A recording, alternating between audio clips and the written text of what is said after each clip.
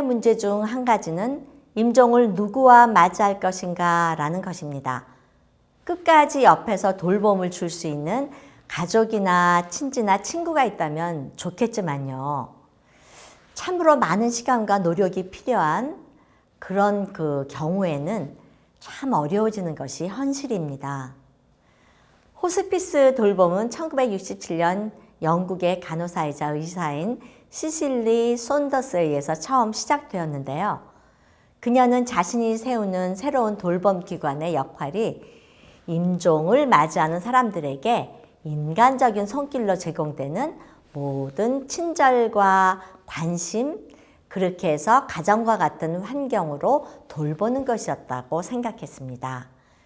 시실리 손더스가 꿈꾸었던 호스피스 사역은 고령층 인구가 급증하면서 임종 돌봄에 대한 사회적 접근 방식에 근본적인 변화가 일어나고 있음을 오늘날 우리가 알고 있는데요. 그러나 실제적으로 도입하는 데는 많은 한계가 있는 것도 사실입니다. 고령화가 가장 급속하게 일어나고 있는 나라는 일본과 한국이지만요. 전 세계적으로 한번 살펴볼까요? 전 세계적으로 2050년이 되면요.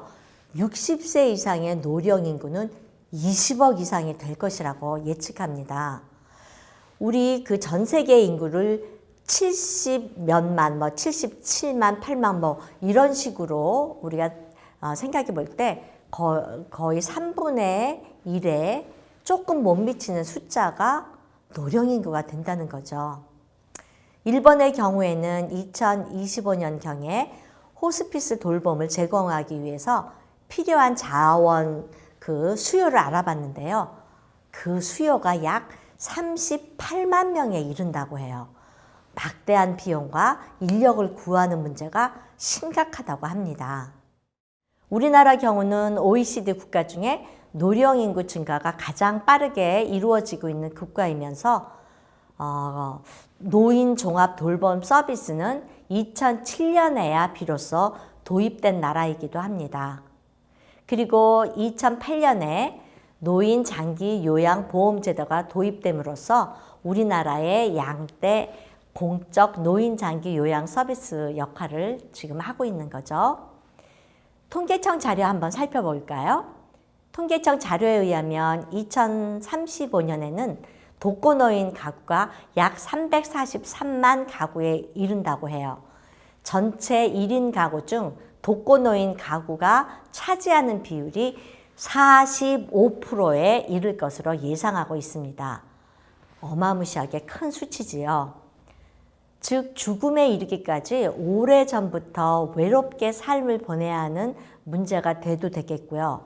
그리고 이런 문제가 제기됨으로써 죽음을 맞이하기에는 참으로 환경이, 상황이 어렵다는 그런 생각도 저희가 해볼 수 있겠습니다. 예측되기로는 머지않은 장래에 고독사 등 홀로 사는 노인 문제가 심각한 사회 문제로 부각될 가능성이 크다는 지적들이 많습니다. 또 서비스를 제공받을 노인들의 문제도 심각하지만요. 서비스를 제공하는 돌보는 사람의 고충도 참으로 여러 가지 지적되고 있습니다. 그 가운데 여성 노인 돌보미의 안전 확보 문제가 참 큰데요. 주로 남성 독거노인 방문 시에 노인 돌보미가 경험하는 성희롱 문제나 폭력 문제, 노인을 방문한 자녀들로부터 당하는 부당한 대화, 폭언 등 그런 것들이 정말 문제가 될 수 있는 소지가 있다고 보여집니다. 이러한 사유로 사람에 의한 돌봄 서비스의 어려움을 로봇으로 대체하는 것은 어떨까 하는 그런 의견들이 있습니다. 또 그런 노력을 기울이고 있고요. 이런 노력에 있어서 단연 앞서가는 나라가 일본입니다. 일본은 2013년 통산산업서의 국가 예산의 3분의 1이 AI 기반 돌봄 로봇에 할당될 정도로 참으로 열심입니다. 개발하고자 하는 로봇은 환자나 노인뿐만 아니라 삶을 마감하고 있는 사람들을 돌보고 모니터링하면서 동반자 관계를 제공하도록 설계된 로봇입니다. 죽어가는 사람들을 돌보는 그런 로봇에는 어떤 기능들이 있을까요? 음식을 입에 가까이 해주는 로봇, 또 침대에서 화장실로 몸을 들어 옮겨주는 그런 로봇, 또 욕조에서 씻는 것을 도와주는 로봇도 있습니다. 노령기에 겪는 근육의 손실을 보완하는 입는 옷 형태의 보조기구, 또 약 먹는 시간을 알려주고 대신 전화를 받아주는 로봇도 있습니다. 게다가 노년의 외로움을 달래주는 동반자 로봇, 강아지의 짖는 소리를 내는 로봇, 반응이 없으면 119 응급구조대에 전화해주는 로봇, 죽고 나면 불교식의 장례를 집전하는 그런 승려 역할을 하는 로봇도 있다고 합니다. 참으로 다양하죠? 그렇다면 이렇게 온갖 참신한 기능으로 사람을 돕는 로봇들이 있다고 했을 때, 그러면 과연 그 돌봄을 받는 사람이 사람의 체온을 느끼면서 죽음을 맞이하는 것과 이렇게 비유해 볼 수 있을까요? 아무도 모르게 고독사한 사람들의 소식은 우리의 마음을 참으로 아프게 하고 쓸쓸하게 만들어줍니다. 사나톨로지에서 말하고자 하는 인간의 존엄을 갖춘 죽음은 분명 기계 로봇에 둘러싸여 죽는 것은 아닐 것입니다. 그렇지만 그럼에도 불구하고요, 참으로 많은 사람들이 요양원에서 죽어갈 수도 있고, 또 이렇게 그 가정에서 아무도 모르게 외롭게 죽어갈 수도 있고, 그래서 뒤늦게 발견될 수도 있고, 이런 안타까운 현실이 지금 우리 앞에 놓여 있습니다. 이것은 비단 우리나라뿐만이 아니라 노령화가 급속히 진행되고 있고 산업화된 나라의 경우에 오히려 더 빈번하게 나타나는 현상이죠.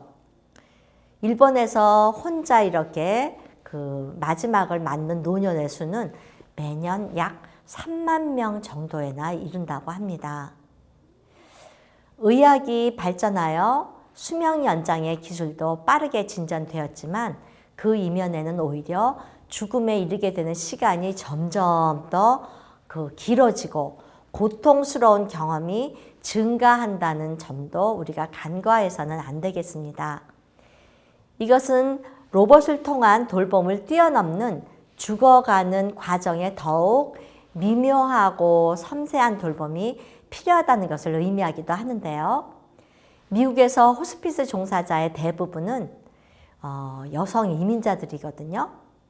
이들은 사회에서 비교적 지위가 낮은 편에 속하고 평범하지만 하는 일들은 가장 가치 있는 노동을 하고 있다고 볼 수 있습니다. 죽음을 맞아서 그렇게 죽음을 향해 가는 환자를 돌보면서 고통과 다투는 환자들을 진정시키고 음식을 섭취하는 데 도움을 주고 환자의 오물이나 그런 안 좋은 것들을 청소하고 복잡한 그런 현실적인 일들은 솔직히 로봇으로 대체되기에는 너무 많은 손길이 필요하다고 보여집니다.